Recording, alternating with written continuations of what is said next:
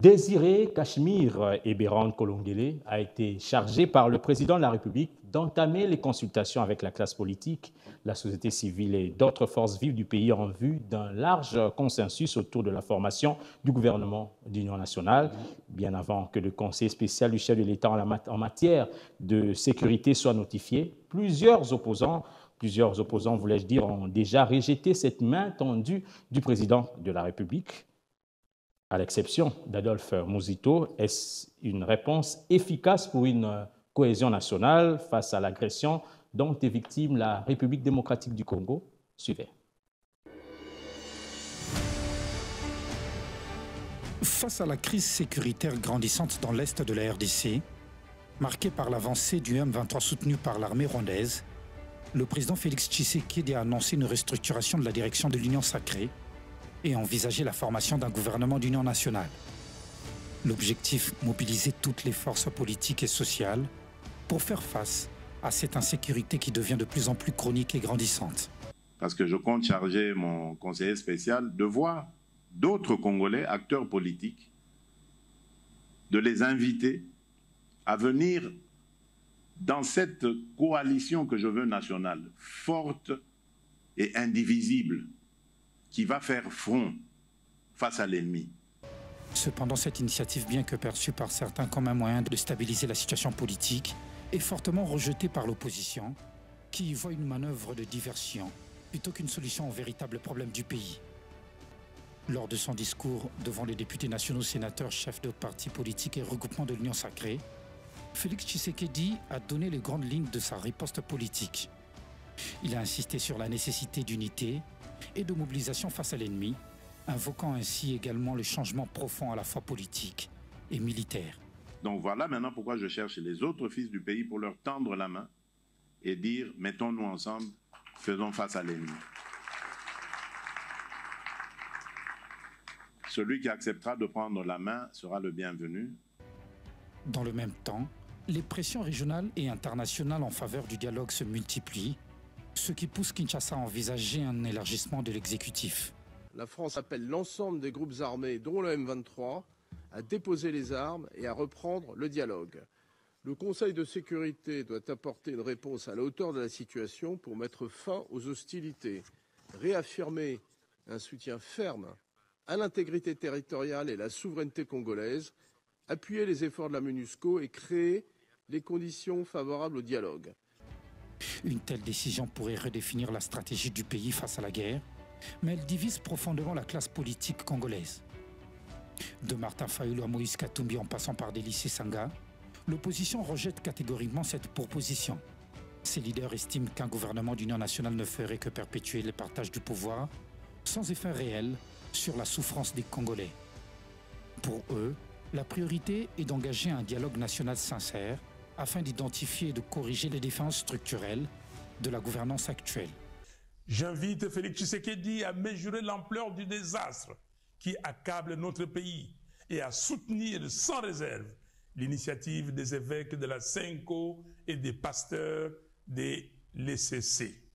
J'encourage enfin l'ensemble des responsables religieux à s'unir derrière ces processus salvateurs pour notre nation. Cependant, certains analystes politiques estiment qu'un gouvernement d'union pourrait au contraire baisser la tension politique et permettre de réformes consensuelles. Il est vrai qu'il y a des divisions au sein de cette opposition, mais à mon humble avis, ça pourrait baisser la tension si le vrai Congolais, les patriotes qui sont dans l'opposition participaient. Ils ne viennent pas servir le chef de l'État, mais ils viennent servir la République démocratique du Congo qui est agressée. À l'heure actuelle, nous devions oublier nos divisions. Nous devons oublier nos querelles parce que la RDC est en guerre, la RDC est agressée. Il faut voir l'unanimité au niveau de l'Union européenne. Ils ont voté des lois. Il faut voir l'unanimité au niveau du Conseil de sécurité. Ils ont voté. Et comment ne pas comprendre en RDC que cette unanimité, cette unité de l'opposition, cette unité de la classe politique devait faire défaut. Donc à l'heure actuelle, il est grand temps que nous puissions baisser nos tensions, nous puissions nous réunir autour des valeurs pour construire, pour s'attaquer à cette guerre dans la partie du pays. Mais la question demeure, un tel gouvernement aurait-il une réelle efficacité ou elle ne serait qu'une répétition des erreurs du passé? L'idée d'un gouvernement élargi en période de crise n'est pas une nouvelle en RDC.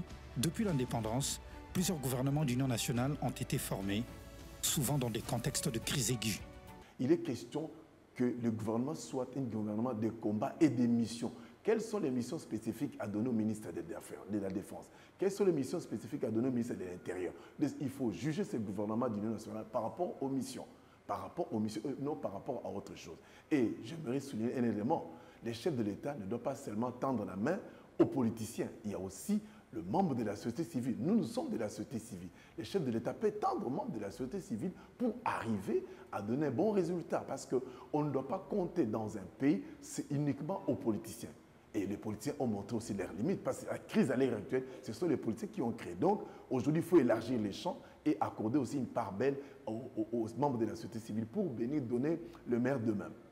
Dans les années 1990, alors que le régime de Mobutu Sese Seko était en perte de vitesse, face aux pressions internes et externes, plusieurs tentatives de gouvernement d'union nationale ont été faites. L'un de plus marquants a été dirigé par Étienne Tshisekedi.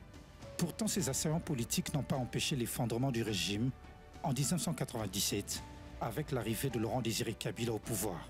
Président de l'AFDEL, M. Laurent Désiré Kabila, assume à partir de ce jour les fonctions du chef de l'État de la République démocratique du Congo.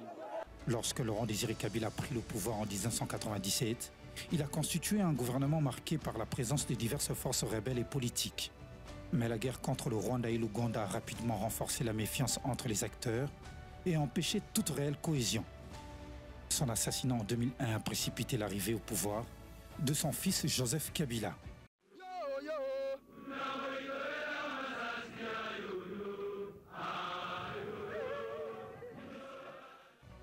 En 2012, après la prise de Goma par le M23, Joseph Kabila avait convoqué les concertations nationales, un forum politique qui avait recommandé la formation d'un gouvernement élargi aux forces de l'opposition.